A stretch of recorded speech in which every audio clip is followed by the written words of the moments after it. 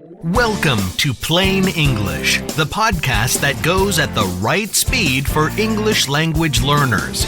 Listen now and read the transcript online at plainenglish.com. Now, here's Jeff, your host for today's episode. A self-driving Uber car in Arizona kills a pedestrian. What does this mean for the future of autonomous vehicles? Hi, everyone. Welcome to Plain English, the podcast that goes at just the right speed for English learners. I'm Jeff, and today is Thursday, March 29th, 2018. On today's episode, we'll talk about the tragic accident in which a pedestrian was killed by a self-driving car. It's the first time a person's death has been attributed to an autonomous vehicle, and the accident might have consequences for companies like Uber, which hope to operate fleets of self-driving cars. In the second half of the program, we'll talk about the English phrase turning point. Today's episode is number 33, so you can find the transcript online at plainenglish.com/33. If you read the transcript, you'll see instant translations of key words and phrases from English to Spanish, Portuguese, Chinese, and French. Check it out, plainenglish.com/33. And one more reminder before we get into the main topic. A new episode of Plain English comes out each Monday and Thursday. And I also send out an email reminder with a summary of that day's topic. The emails include links to the English articles I use to prepare the show, and an explanation of one more word or phrase that I used in the episode. If this sounds like it would be of interest to you, just go to plainenglish.com/mail, plainenglish.com/mail, mail. Enter your information, and you'll be signed up to get the emails. All right, ready to get going? A self-driving car operated by Uber struck and killed a pedestrian in Arizona last week, in one of the most serious setbacks to date for the developing industry of autonomous vehicles. A 49-year-old woman was walking her bike across the street outside a crosswalk when she was hit by the vehicle. She later died from her injuries and became the first person to be killed by a self-driving car. Uber immediately pulled all its autonomous vehicles from the 4 cities in which it had been operating: San Francisco, Toronto, Pittsburgh, and Tempe, Arizona. Its Volvo sport utility vehicle had been traveling at 40 miles per hour at the time of the crash. The speed limit on that road was 35 miles per hour, so the car wasn't going unusually fast. The car was under the control of Uber's software, but it also had a human operator. The operator's job was to take control of the car where necessary, such as in case of an emergency or if the software appeared to fail.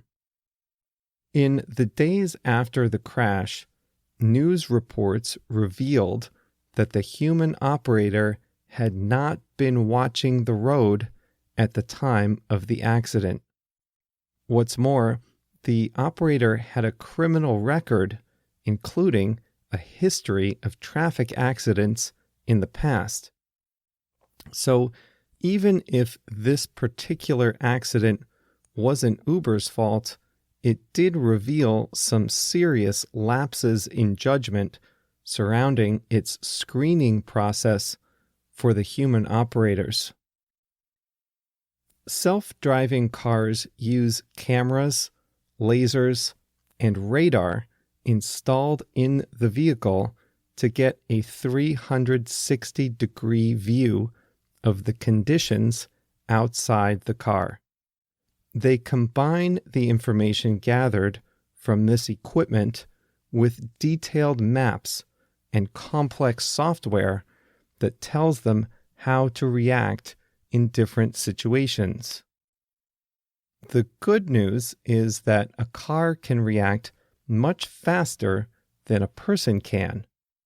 The bad news is that the software is not yet good enough to recognize every possible situation. So even if it can react quickly, it doesn't always know how or whether it should do anything at all. It shouldn't be a surprise, then, that last week's accident was not the first time a self-driving car was involved in an accident. In fact, last year, a self-driving Uber was involved in a crash in an intersection, but an investigation ruled that Uber's technology wasn't at fault. And in 2016, a man driving a Tesla using some limited self-driving features died after his car hit a truck. Still, last week's crash might be a turning point for the industry. The pedestrian was an innocent bystander. She wasn't operating or riding in a self-driving car. She was just crossing the street. And while it's true that she wasn't in a crosswalk, it's also true that a lot of us cross outside a crosswalk, and we expect a certain level of awareness from the drivers around us. For that reason, consumer advocates and some lawmakers in the United States think that the industry of self-driving cars needs to slow down and focus on safety before logging more miles on the road.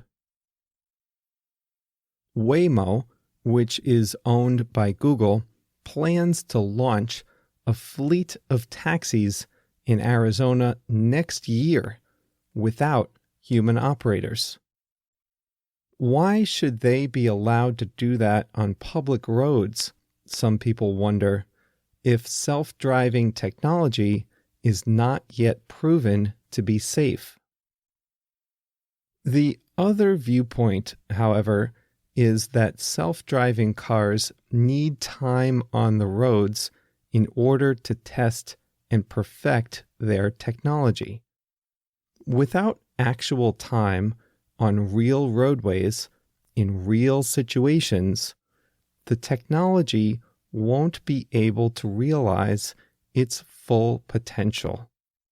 And speaking of potential, self-driving vehicles could, once they're more advanced, have the potential to save a lot of lives. In the United States alone, 37,000 people die each year in traffic accidents.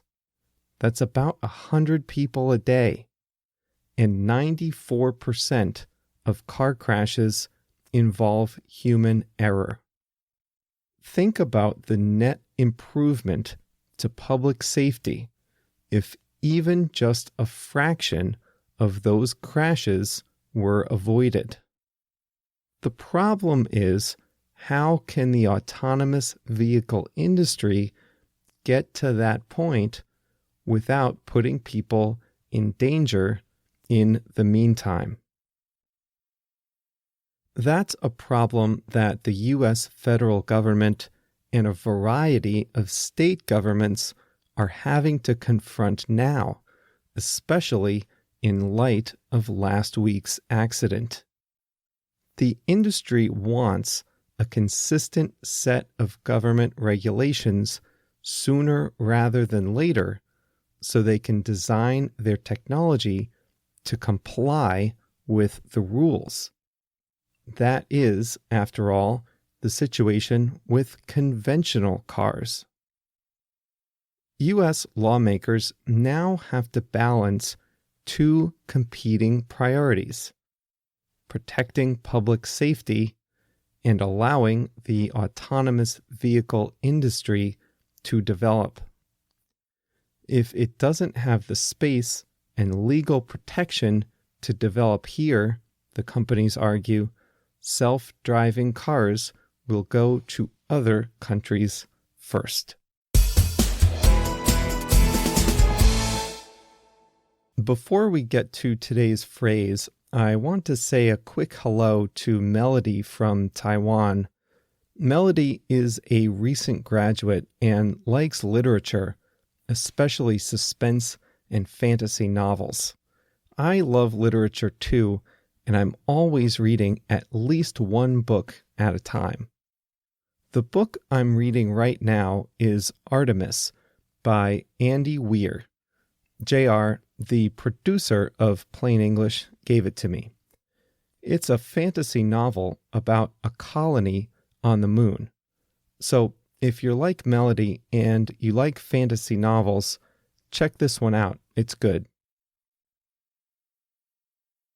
Today's phrase is turning point.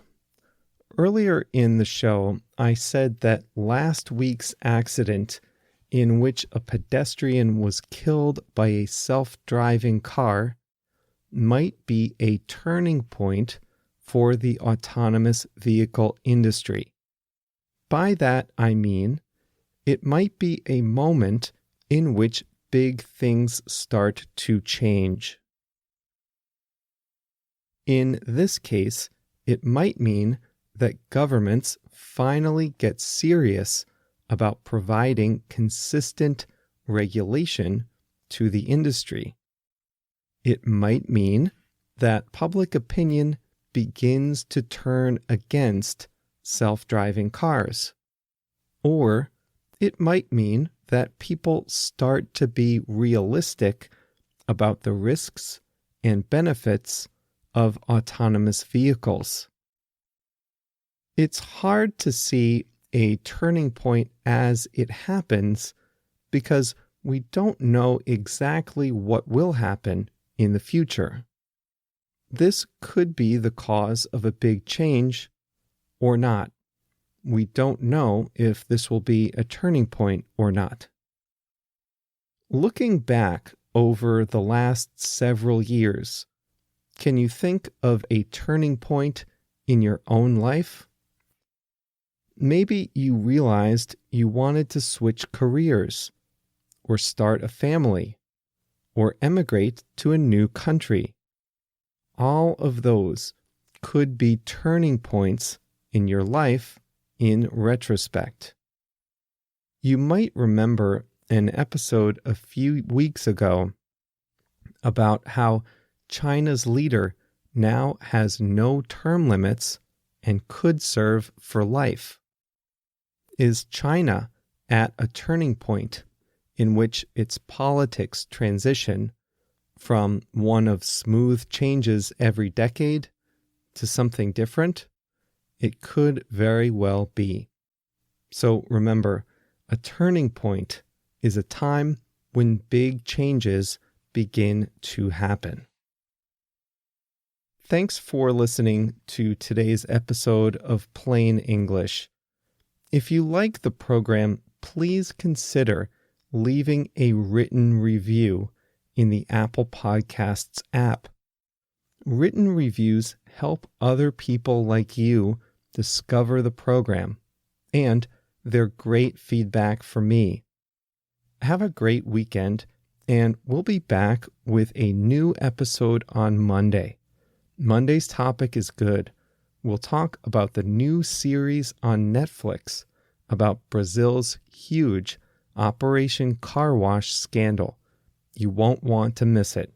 See you then.